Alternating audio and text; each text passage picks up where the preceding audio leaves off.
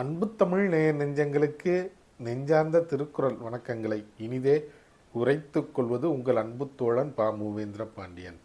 இன்றைய தினம் நாளொரு திருக்குறள் வரிசையில் பொருட்பாலில் 57வது அதிகாரமாக உள்ள வெறுவந்த செய்யாமை என்ற அதிகார தலைப்பின் கீழ் அமையப்பெற்ற 569வது திருக்குறளை இன்று நாம் காணப்போகின்றோம்.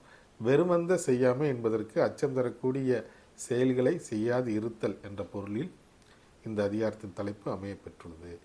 இப்பொழுது 569வது திருக்குறளுக்கு நாம் செல்வோம். செருவந்த போழ்தில் சிறை செய்யா வேந்தன் வெறுவந்து வெய்து கெடும். மீண்டும் குறள். செருவந்த போழ்தில் சிறை செய்யா வேந்தன் வெறுவந்து வெய்து கெடும். இத்திருக்குறளுக்கான பொருள் என்னவென்பதை இப்போது நாம் காண்போம்.